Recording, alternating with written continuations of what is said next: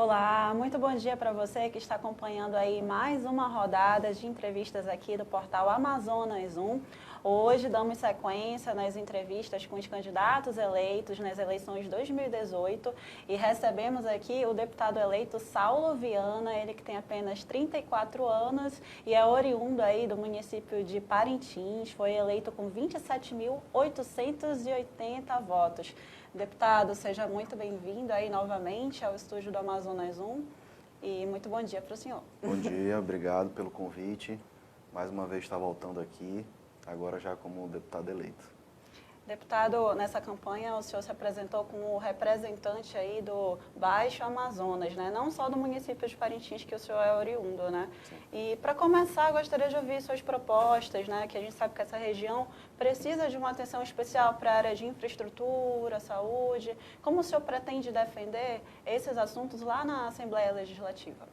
Primeiro, assim, eu trabalhei muito forte nessa região, que é a região onde tem as minhas raízes, né? A região do Baixo e Médio Amazonas, desde lá da cidade de Inhamundá, que já é a última cidade, né, com divisa com o estado do Pará, até aqui já Itacoatiara, né? Então, assim, eu trabalhei muito, visitei várias vezes os locais, né? Fiz, assim, tanto na pré-campanha quanto durante a campanha, várias visitas, várias conversas.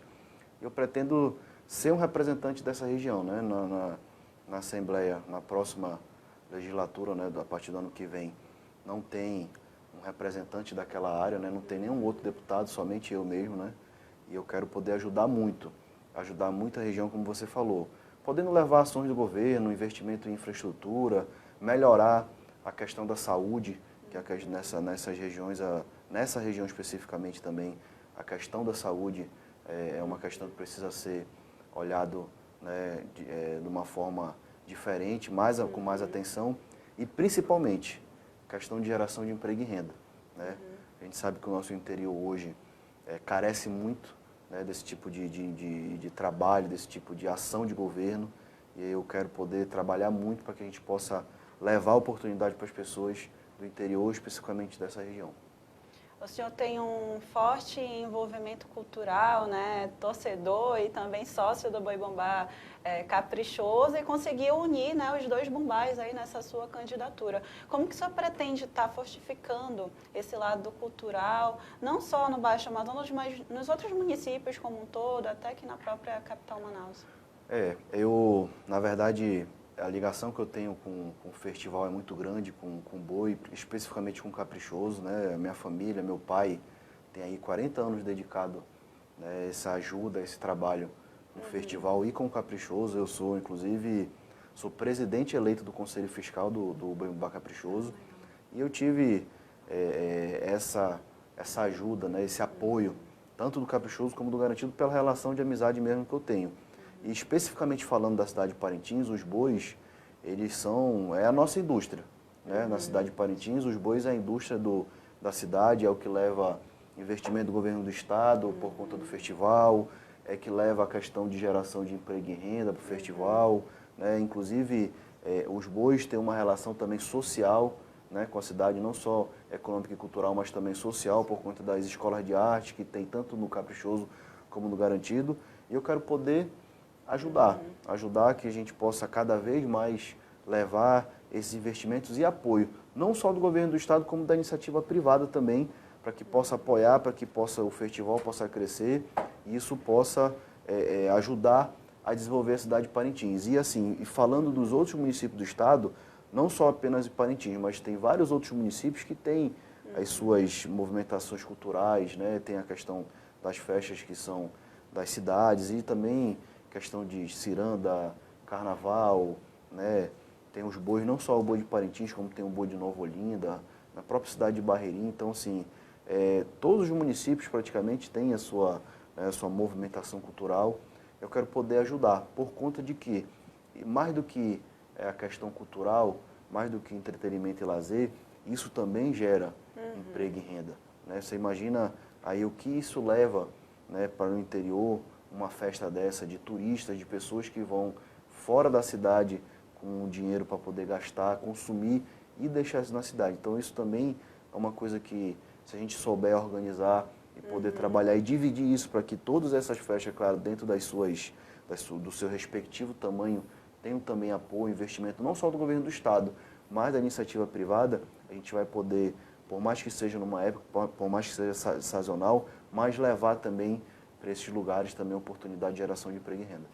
A gente sabe aí da importância dos investimentos, né, para esse festival, que é um forte, né, pilar da economia parintinense, né? A cidade para esse festival, eles se preparam ao longo do ano, né? Sim. Mas o senhor acha que existe a possibilidade dele se sustentar só com a iniciativa privada, sem ter apoio da verba pública? O que acontece hoje?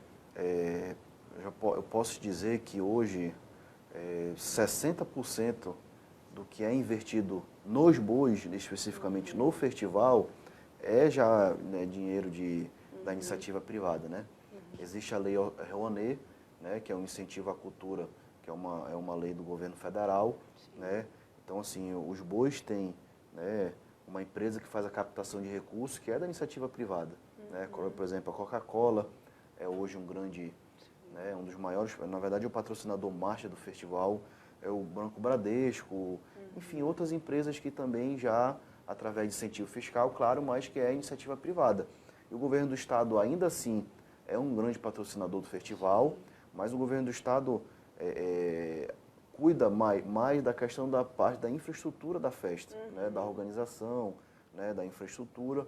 E a gente pode, sim, cada vez mais evoluir para que a gente possa chegar, não só da questão da iniciativa privada, somente investir, mas que a gente possa cada vez mais aumentar esses investimentos, porque como eu estou te falando, isso para a cidade de Parintins representa a geração de emprego e renda, oportunidade para as pessoas que lá moram. Eu perguntei isso do senhor porque nós chegamos a receber algumas mensagens de internautas ainda reclamando da questão da infraestrutura. A gente sabe que estão ocorrendo obras lá, mas que ainda não tem sido suficiente para suprir, né? E tem também a questão da saúde, dos hospitais, ainda falta de equipamentos médicos, né, nas unidades, no próprio hospital mesmo, o principal do município, né? Por isso que eu perguntei isso do senhor, né? Se tem como investir mais para essas áreas, não querendo desmerecer de momento algum festival. Na verdade, o festival, ele deixa um legado para a cidade, né? Hoje o Parintins tem um hospital com mais de 40 leitos, tem uma pista de pouso, uma pista de aeroporto de pouso que pode pousar um Boeing por conta do festival, né? E tantos outros investimentos que é tido na cidade por conta do festival, ou seja, o festival deixa um legado para a cidade. É claro que precisa se avançar, né, em outras áreas, como principalmente a questão da saúde. No festival, a gente sabe que tem toda uma estrutura, né, no caso tem mais médico, tem mais polícia, enfim, né, e a gente, claro que pode e deve evoluir muito nessa área. E acho que o principal é cobrar, é ter a representante da questão da representatividade, que isso é uma coisa que eu falava muito durante a eleição, de a cidade, a região ter uma representatividade, que a gente vai ter a partir de 2019, que eu como deputado vou cobrar muito, né, vou pedir muito para que a gente possa avançar, como por exemplo na questão da saúde, né, a questão do médico né, de específico, né, para áreas de que hoje, por exemplo, a gente não tem atendimento lá, né, área específica, né, questão de atendimento de média e alta complexidade, que isso são todas situações que a gente pode, ao longo do tempo, ir avançando e inclusive, trazer essas conquistas, né, porque, por exemplo, Parintins ali era uma cidade polo da região, então, assim, certos atendimentos médicos, por exemplo, não é feito em Barreirinha e é levado para Parintins para poder ser atendido, né, da cidade de Inhamundá, até mesmo do estado do Pará, né, tem muitas cidades ali próximo, né, da região ali, da cidade de Parintins, que já são Pará, que o atendimento de média e alta complexidade é feito na cidade de Parintins, ou seja, então acaba que a cidade tem uma demanda, um gasto muito grande em questão de saúde, até próprio do governo do estado, por conta disso, por atender. Então, assim, é um dos projetos que eu tenho em relação à saúde, que a gente possa aumentar essa questão do atendimento médico, de inclusive poder aumentar a demanda em relação a atendimento de média e alta complexidade, né, até mesmo de repente, né, levar para a cidade de Parintins, a gente sabe que isso é um trabalho de muito tempo, né? Não é assim, né, amanhã que a gente vai resolver, mas que de repente Parintins tenha um hospital que possa, inclusive, fazer cirurgia cardíaca, enfim, outras situações que hoje a cidade não tem para que a gente possa avançar nisso.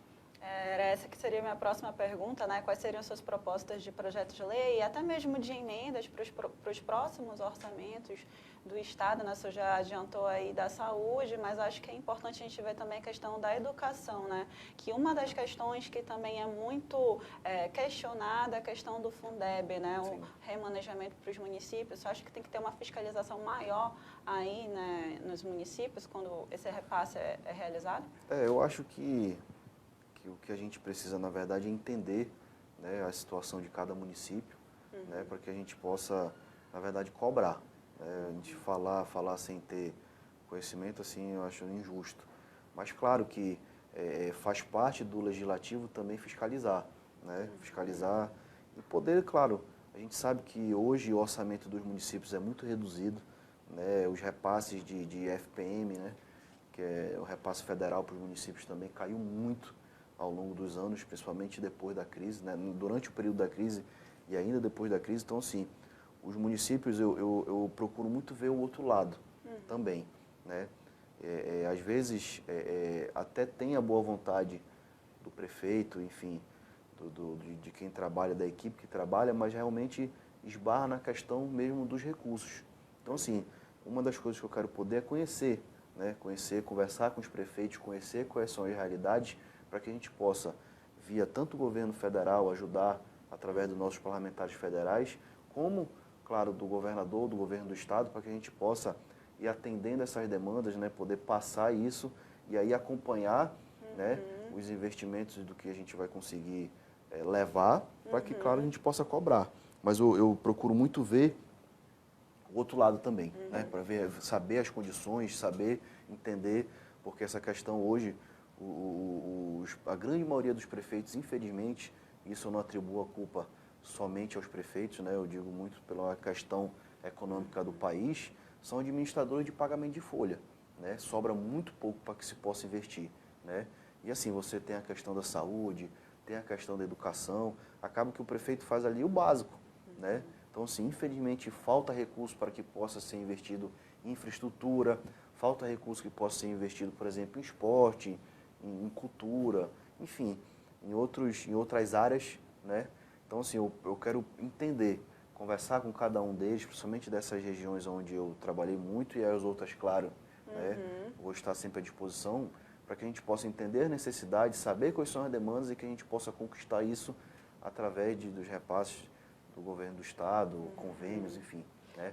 Em relação às emendas que você me falou, eu tenho como meta destinar apenas emendas para situações, para os municípios, para situações específicas que vai gerar emprego e renda, né? Isso é uma coisa que eu trabalhei muito durante a campanha, falei muito isso, ouvi muito as pessoas. Então, assim, minhas emendas serão destinadas a serviços, a obras, a coisas que gerem, de fato, emprego e renda, para que a gente possa dar oportunidade para as pessoas do interior. Uma das questões fortes no interior é a questão da produção rural, né? Então, a gente pode esperar que essa também seja uma forte atuação do senhor? Com certeza. Na verdade, assim, uma das e para mim a maior delas, né, setores que a gente pode ajudar a desenvolver o interior é o setor primário. É a pecuária, a agricultura, né, a piscicultura, né? A gente tem aí alguns municípios que já têm um trabalho, né, ainda assim que pequeno, mas que já tem, eu posso te falar, por exemplo, no município de Urucará, que o município de Urucará hoje é um grande fornecedor de guaraná, por exemplo, né? E eu quero poder, junto com isso também, identificar quais são as potencialidades desses municípios, de que forma que a gente pode ajudar via o governo do estado, como, por exemplo, como assessoria técnica do IDAM, como, por exemplo, como fomento através da FEAM, né?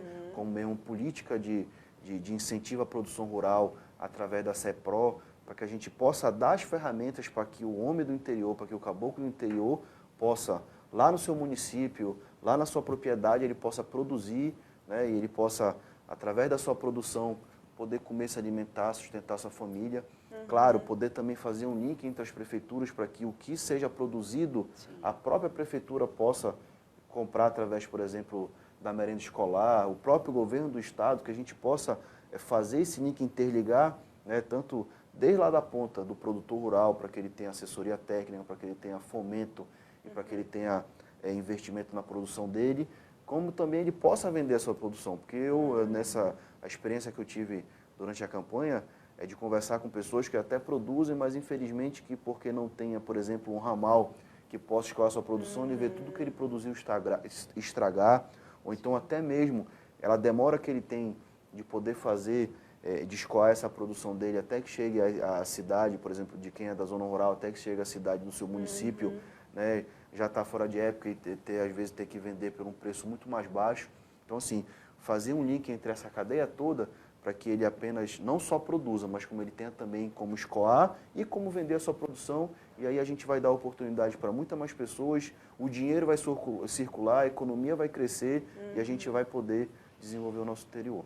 É justamente isso que falta, né, deputado? Valorização do pescador, do agricultor, porque isso, de certa forma, fortifica a nossa economia aqui no Amazonas, né? Porque nós estamos à mercê somente aí da Zona Franca de Manaus, que vem sendo muito atacada, né? A gente tem, e aí eu questiono muito isso, infelizmente a nossa economia ela é centralizada na cidade de Manaus, né? Então, por conta da Zona Franca, e aí poucos são os outros municípios que têm, na verdade, uma produção ou, enfim, algo que possa gerar receitas, né, para o município. Então, assim, quanto mais a gente conseguir descentralizar, né, a nossa economia, poder levar para o interior, poder apoiar, poder ajudar, a gente vai poder fazer um estado cada vez mais forte e desenvolvido.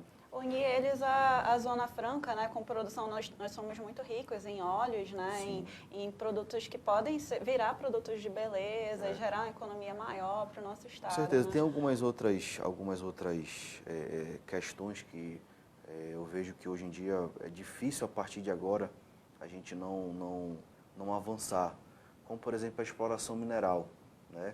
Se fala muito na Amazônia na questão da preservação, e a gente tem exemplo de outros lugares que você pode explorar e você pode preservar da mesma forma, né? Então, sim, hoje já existem as formas e a gente precisa avançar, né?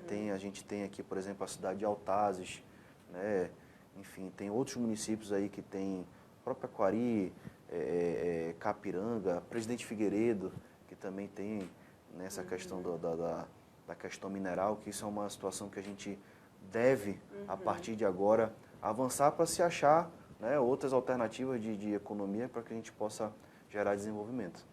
Agora, deputado, eu quero falar um pouquinho com o senhor sobre eleições 2018. Estamos aí há poucos dias, né, desde do que foi definido para o futuro do nosso estado, do nosso país. E foi uma eleição atípica, né, como o senhor mesmo chegou a comentar antes de começarmos essa entrevista, né, foi muito forte nas redes sociais e também houve muitos ataques de ambos os lados de fake news, né. Como que o senhor avalia, como um todo, a questão tanto dos candidatos quanto a postura dos eleitores no seu ponto de vista político? O que eu analiso é o seguinte, agora, de fato mesmo, a eleição mudou, né? O estilo de fazer campanha, ele mudou totalmente, né? O eleitor hoje já ficou mais, vamos dizer assim, cobra mais, né? O eleitor, e assim, pode-se dizer assim que a velha prática de fazer política, ela foi enterrada nessa eleição, né? Então, assim, cada vez mais, como eu estava te dizendo, a televisão vai ter menos importância na política, né, no horário eleitoral gratuito. Inclusive, acredito que a gente vai avançar até chegar a um tempo que isso vai acabar, né? As redes sociais que vão ser, né, vamos dizer assim, o grande canal de comunicação entre o candidato e o eleitor, né? A questão da presença, né, cada vez mais vai ter que se trabalhar mais, né? Então, eu posso dizer de experiência própria, eu trabalhei muito durante a pré-campanha e muito durante a campanha. Então, assim, o resultado não é de graça, não caiu do céu. Você tem que trabalhar muito, você tem que conversar muito, você tem que dialogar muito com as pessoas, tratar muito de proposta, ter conteúdo. Então, cada vez mais, isso já vem ao longo do tempo mudando, e essa eleição ela foi, né, a linha de corte, né, para essa questão mesmo de o eleitor já um eleitor mais instruído, um eleitor mais que vai cobrar mais, né? Então, assim, a questão do novo nessa eleição foi muito, assim, realmente foi grande, por conta mesmo do eleitor, do estilo do eleitor, de querer mesmo uma renovação, de querer trabalhar de ideias. E, infelizmente essa eleição, assim, pelo menos na internet, né, que isso foi uma coisa, essa questão dos fake news, né, isso é uma coisa que atrapalha muito a discussão, porque acaba que a gente não foi uma campanha de ideias, de proposta, né, foi uma campanha de ataque, né, somente a nível, né, nível de presidência da República, a gente viu muita coisa, né, muita coisa absurda aí. Aqui, inclusive, na nossa eleição do governo do estado também, infelizmente, teve muito. Então, assim, isso é uma coisa que, infelizmente, na internet, porque a internet é uma terra sem lei, né? Então, ainda assim, já avançou muito para se identificar quem produz os fake news, enfim. Mas ainda assim é difícil, né? A gente avançou, mas ainda assim é difícil. Então, as próximas eleições, né, eu espero que essa questão dos fake news seja uma coisa que tenha forma de poder combater esse tipo de ação e que a gente tenha uma eleição de proposta e de ideias, né? O senhor acha que essa revolta do eleitor acabou ajudando ou prejudicando? O senhor acha que o fato dele ficar muito ligado aí nas notícias que recebia no WhatsApp, no Facebook, pode ter prejudicado? Eu acho que sim. Acaba que ainda tem uma parcela do eleitorado que não tem muito acesso à informação, né? Que acaba com o que chega até ele, ele já automaticamente ele já transforma aquilo numa verdade, né? Se você observar, eu gosto muito de ver, tipo, por exemplo, esses canais de notícias que tinham que falava que o que era verdade, o que era mentira, o que tinha sido divulgado na internet, né? Ou seja, então você acaba ali também acesso, você tem como saber o que é verdade e o que é mentira. Mas às vezes tem as pessoas que têm pouco acesso à informação, que o que chega para ela vira uma verdade. Então, assim, de certa forma, atrapalha muito, com certeza. Correto seria olhar vários tipos de matéria e investigar, né? Com Pesquisar certeza. se realmente é verdade ou não. Agora, eu gostaria de saber como que deve ser sua postura política na Assembleia Legislativa. O senhor é do PPS, que estava apoiando o governador, né, que tentou se reeleger, Amazônio Mendes. Como que deve ser agora? O Wilson Lima eleito, o senhor vai atuar na oposição? Na verdade, assim, eu vou ser sempre a favor do povo. Eu jamais vou votar matérias que sejam contra, né, os direitos da população, que interfira diretamente, atrapalhe a vida das pessoas. Eu jamais vou fazer esse tipo de coisas. Eu, particularmente, eu vou ser o que for matéria do executivo que beneficie a população, eu vou estar do lado e vou defender. O que for contra, eu vou ser contrário também. Entendeu? Então, assim, o meu lado sempre vai ser o lado da população, sempre vai ser o lado de poder trabalhar pelo desenvolvimento do Estado, né, de poder, do lado dos servidores públicos, entendeu? Então, isso é uma posição que eu vou ter. Independente que o governador, né, independente do governador ganhar essa eleição, a minha postura vai ser sempre de ser da bancada do povo.